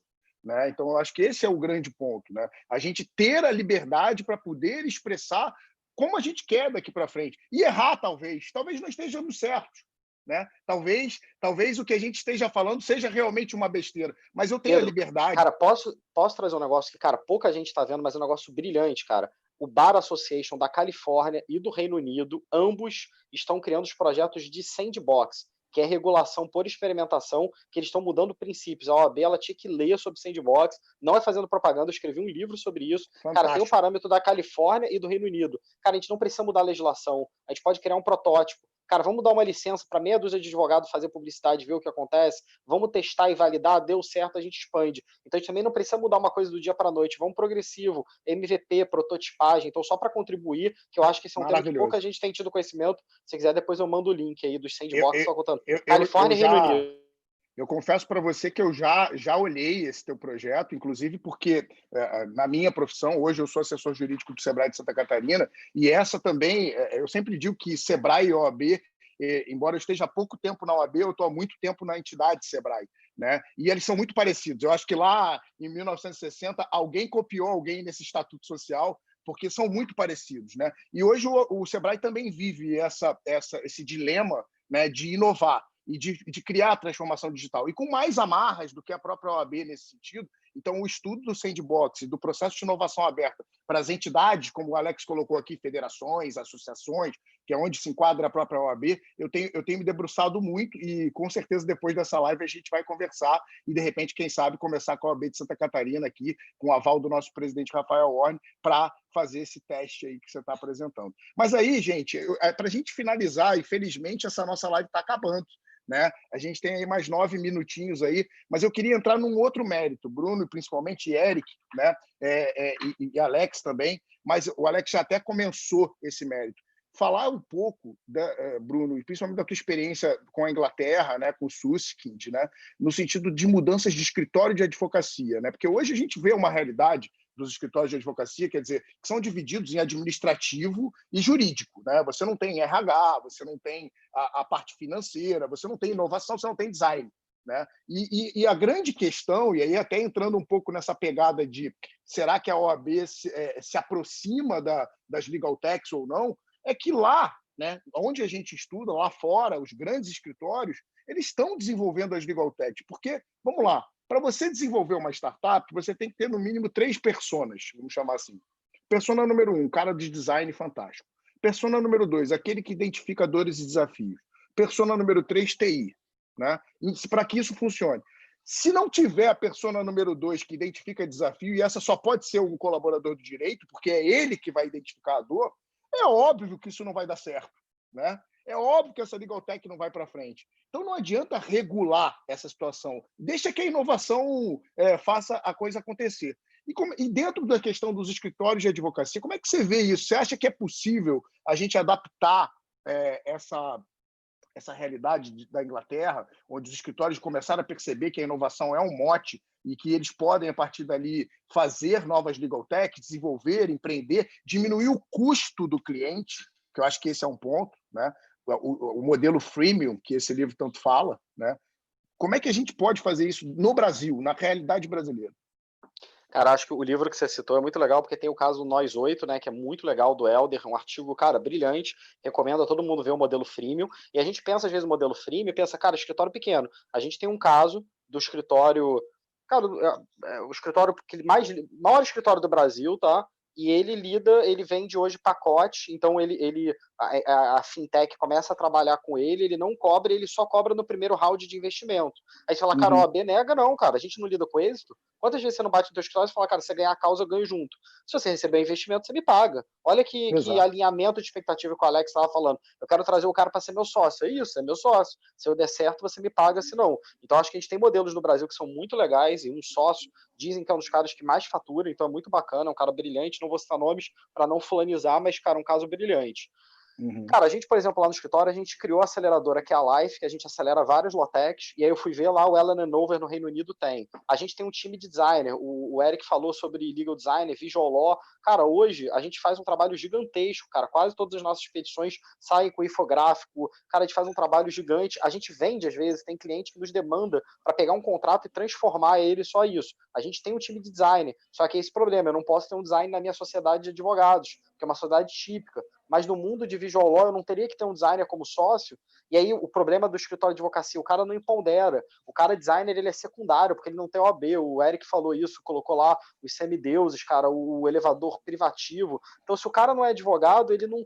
E, cara, a gente está no mundo multidisciplinar. Você botou isso em relação às consultorias, eu acho que o escritório tinha que abarcar. O escritório do futuro, ele tem designer, ele tem um cara de ciência de dados, ele tem um cara de legal operation, porque é isso tudo que vai dar a composição. E eu concordo super com o que você falou. Também outro ponto, às vezes as pessoas enchem assim, cara, startup é coisa de menino de 22 anos, porque você olha o Mark Zuckerberg. Cara, em rede social eu concordo. Quem é que vai entender mais? Cara, quem entende rede social é quem está tendo vida social ativa. Quem está tendo vida social ativa é quem está na faculdade. Agora, quem entende do mercado jurídico é quem, cara, gastou muita sola de sapato. Quem entende de fintech, você não vai ver ninguém criar uma fintech brilhante que o cara não passou pelo mercado financeiro. Porque senão ele não sabe nem do que endereçar o problema. Então, eu acho que o mercado jurídico ele se aproveitaria muito de conseguir conectar essas grandes mentes com uma visão mais inovadora e com novos profissionais. Volto a dizer, no Reino Unido é muito menos regulado, né? O Richard Susskind fala lá, mas mesmo lá ele foi muito criticado. O Susskind quase foi expulso do Bar Association, da associação lá do Reino Unido, porque ele falava que os advogados iam utilizar e-mail. E os advogados diziam que isso ia acabar com a relação pessoal entre advogado e cliente. O e-mail já está acabando no mundo e nós, advogados, só crescemos. Então, eu acho que a gente tem que abraçar mais o novo, assim, mas eu acho que permitir essas novas composições é fundamental, do contrário o trabalho vai ser bambo. Hoje eu postei no meu LinkedIn o Ministério Público do Rio de Janeiro fazendo uma ação civil pública em visual law. Então não é que os escritórios estão fazendo. Hoje, cara, o Thiago, que é do Supremo Tribunal, que é aluno nosso lá da Future, ele falou, Bruno, inspirado aqui no curso que eu tive na Future, eu criei um dashboard, feature lançada hoje no STF. Então não é só a advocacia, é o tribunal mudando, o Ministério Público. Então, cara, deixa o designer se empoderar, cara, deixa o cara entrar na sociedade, é bom ter um designer do lado, deixa o programador, cara, todo mundo é bom, multidisciplinar, mas eu acho que tem essas amarras e esses limites ainda estabelecidos com uma legislação que não foi preparada para os desafios de hoje, né? Muito bom. Eric, considerações finais? Bom, eu concordo. Essa foi boa, hein? Considerações finais é antigo, hein? Não podia nem manter um pouco da formalidade, né? Isso. Eu concordo muito com isso. Hoje a gente está trabalhando desde departamento jurídico até escritórios grandes, né? Então, a gente fechou, por exemplo, um ano inteiro de treinamento para todos os níveis de um dos maiores escritórios aqui de São Paulo, e o foco não é como geralmente os advogados fazem, né? Eu quero estudar a incidência do ICMS em energia elétrica no estado de São Paulo. Não é isso que a gente está ensinando. A gente está ensinando legal design, está ensinando metodologias ágeis, inteligência emocional. Cara, o que mais tem é advogado e advogada entrando na sala de sócio e sai chorando, cara. Então, inteligência emocional dos dois lados. Então, tem uma série de habilidades que precisam ser utilizadas dentro de escritórios, né, e que já é utilizado nos grandes escritórios. Se você olha dentro dos grandes escritórios, tem departamento financeiro, tem departamento de marketing, de RH e não sei o quê. Os pequenos acham que não pode. Agora, o efeito que hoje tem as regras da OAB é exatamente o que o Bruno falou. Essas pessoas nunca conseguem ter uma progressão de carreira legal. E elas são tratadas como secundárias, porque aí é o contrário do que a gente falou ali das empresas. Nas empresas, o departamento jurídico é visto como alguém que não gera valor, então é secundário. No escritório, não. O advogado é a linha de frente, é quem gera dinheiro. Então, todo o time de back-office é o RH, marketing, etc. Então, aí os papéis se invertem. E aí acontece o outro lado da moeda. Da mesma forma que no departamento jurídico é ruim essa posição do advogado, que muitas vezes é visto como quem não gera valor, no escritório também é ruim quando a gente coloca o back-office como alguém que não gera valor. E aí não consegue ter essa progressão de carreira. Então, a gente tem que olhar para fora. Você estava mencionando muito da Inglaterra. Por que a Inglaterra fez todo esse movimento? Porque lá na década de 90 saiu uma lei que permitia fundo de investimento investir em escritório. Na hora que essa galera começa a ganhar dinheiro, vai fazer o quê? Vai contratar mais advogado? Não, eu vou me diferenciar, vou contratar tecnologia. Eu vou ser o melhor aqui em processos, em tecnologia, em novos sistemas. E aí começou uma briga ali, uma corrida de quem tinha mais tecnologia. Isso faz o sistema avançar. Aqui não. Aqui a gente está tentando barrar a tecnologia. Então vamos lá, a caça às bruxas para ver quem que está usando. E aí você começa a olhar quem que está no poder, quem que faz algumas coisas que teoricamente são criticadas. Então é a gente também analisar isso, porque muitos escritórios têm todas essas áreas, muitos escritórios, como o Bruno falou, aparecem impulsionando aí algumas mídias. Então é a gente entender de fato a quem está servindo essas regras que estão impostas hoje, porque só prejudica o pequeno. Então é a gente pensar como que a gente cria um ambiente competitivo favorável e também começar a pensar nós como advogados, que habilidades que eu preciso ter nesse novo cenário? Será que eu realmente preciso entender a incidência do ICMS na energia elétrica no estado de São Paulo e essa é a única habilidade que eu tenho? Aí a gente entra para aquela questão, estamos na quarta revolução industrial e eu estou ali apertando uma porca, porque o ICMS na energia elétrica no estado de São Paulo é uma parte do processo, eu não consigo entender o todo. E esse é o grande problema hoje dos advogados. A gente precisa ter uma formação mais ampla, olhar para outros lados, mas eu aposto que se alguém chegar com alguma proposta de curso, uma mais ampla e outra mais específica, o advogado vai querer a mais específica hoje, porque é o que acontece. Ele não tem essa visão de que aquilo prejudica ele, torna ele menos competitivo, porque é vendido para o advogado que ele precisa ser especialista no assunto, ele precisa ser o hiper especialista porque aquilo vai diferenciar ele.